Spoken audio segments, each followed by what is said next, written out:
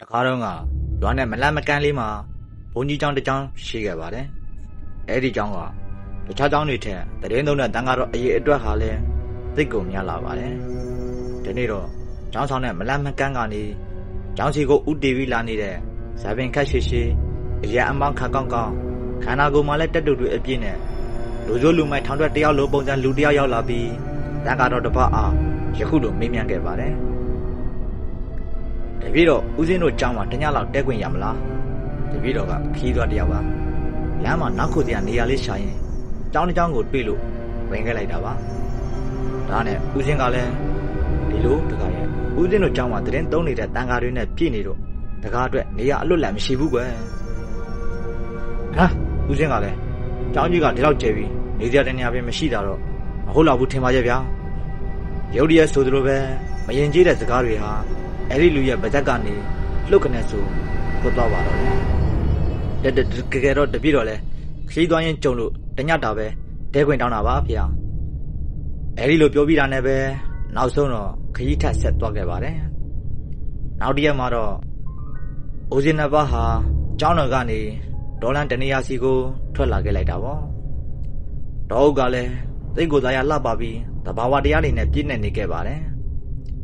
တစ်ပင်ကြီးတစ်ပင်ငယ်တွေကပေါ်များလာတော့နေအောင်လေးပင်မထိုးရလောက်အောင်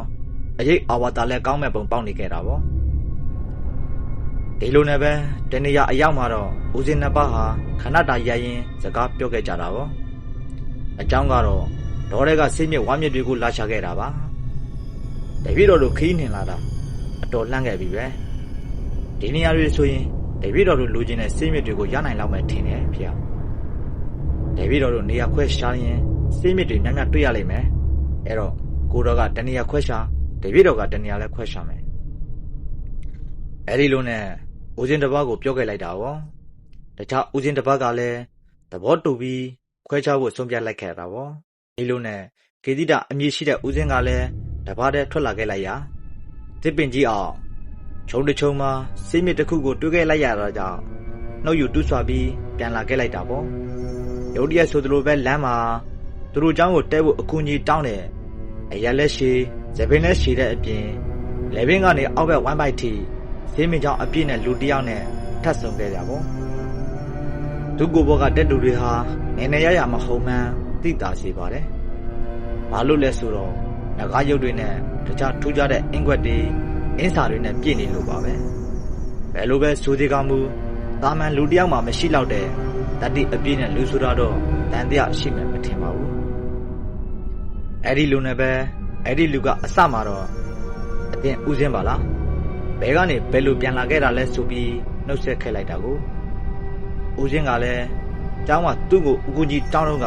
မပေးနိုင်ခဲ့တဲ့အတွက်စိတ်ထဲမကောင်းကခိတ္တစွန့်အားသွားခဲ့တာပေါ့ခဏကြာတော့ဦးစင်းဟာအဲ့ဒီလူကဘာလဲ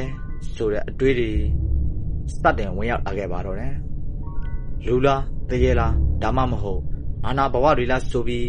သူ့ရဲ့ခေါင်းထဲမှာအတွေးပေါင်းများများစွာထွက်ပေါ်လာခဲ့ပါတယ်အဆုံးမှာတော့ဒုမေတာပင်တတိမရတော့ပဲနောက်ကိုလှည့်ပြေးပါလေရောဗျာအဲ့ဒီလူကလည်းအတင်းဦးစင်းမပြေးနေရလေနေပါဦးမကြောက်နဲ့ဆိုပြီးနောက်ကနေပြေးလိုက်ခဲ့တာပေါ့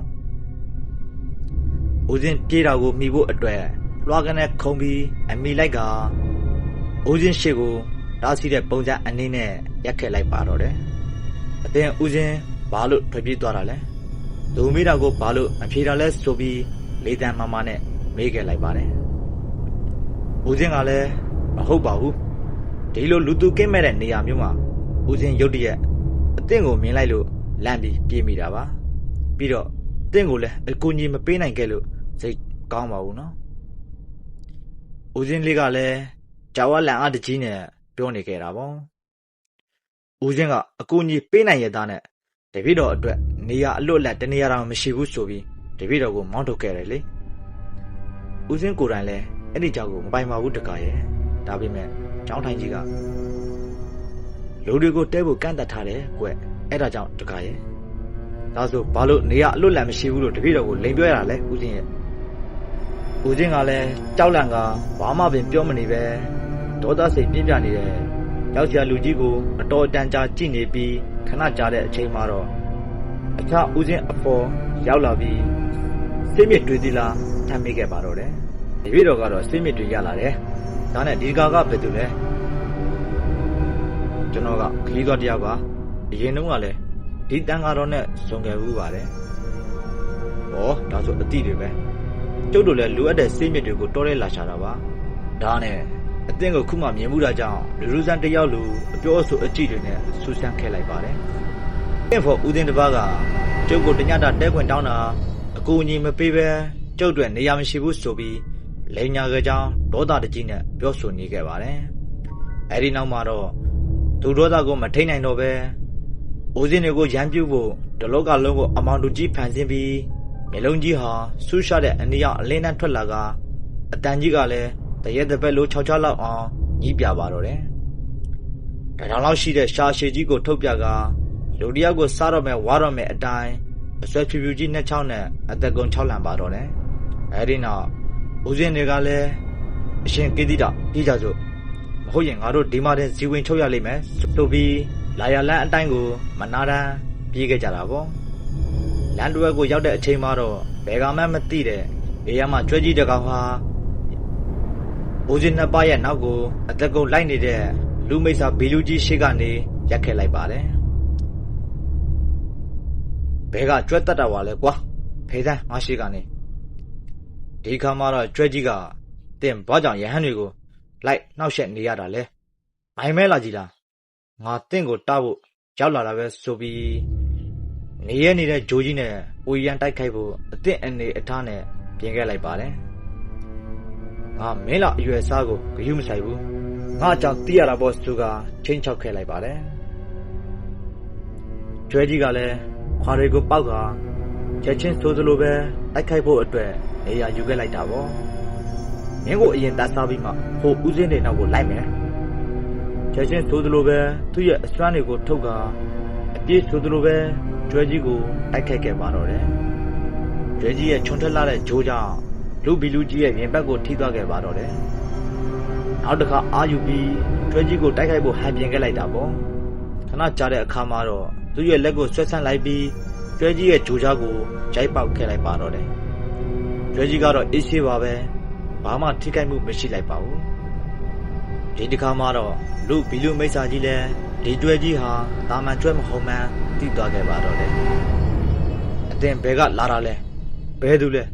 ကျုပ်ကိုဘာလို့တိုက်ရတာလဲဆိုပြီးအန်အော်တကြီးနဲ့မိခဲ့လိုက်ပါတယ်ဒါနဲ့ကျွဲကြီးကလည်းသူ့ခန္ဓာကိုယ်ဟာရှူဝါရောင်နေနဲ့အင်ကွက်တွေအပြစ်ပေါ်လာပြီးလူဘီလူကြီးကိုပြေးကအတင်းတိုက်ခိုက်လိုက်ပါတော့တယ်လူဘီလူကြီးကလည်းကြောက်လန့်ပြီးပြေးကသူ့ရဲ့ပုံအောင်ရဖြစ်တဲ့အပြာရောင်စီးဝိုင်းထားတဲ့မြေကြီးတဲကိုထွက်ပြေးဝင်ရောက်သွားခဲ့ပါတော့တယ်အဲဒီနောက်ဦးစင်းနှစ်ပါးကကျေးဇူးတင်ပါတယ်အတင်ကျွဲကြီးတင်သာမကရင်အသက်သေးဖွယ်ရပဲရှိပါတော့တယ်ဆိုပြီးတော့ပြနေခဲ့လိုက်တာပေါ့ကျွဲကြီးကလည်းလူရောင်ဖန်ဆင်းခဲ့လိုက်ပြီးမကြောက်ပါနဲ့တော့တင်ရဟန်းတို့ကျွန်ုပ်ကသူတော်ကောင်းတွေကိုစောင့်ရှောက်တဲ့သူပါကျွန်ုပ်နာမည်အင်းဝိဇ္ဇာဥယကပါလို့ပြောပြီးသူ့ကိုယ်သူမိတ်ဆက်ခဲ့လိုက်ပါတယ်ဒါဆိုတင်ကလူပေါ့ဟုတ်လားဘယ်လိုဖြစ်ပြီးကျွတ်တတ်တော်ဝါကြီးပြောင်းလို့ရတာလဲဟုမေးလိုက်တဲ့အခါမှာတော့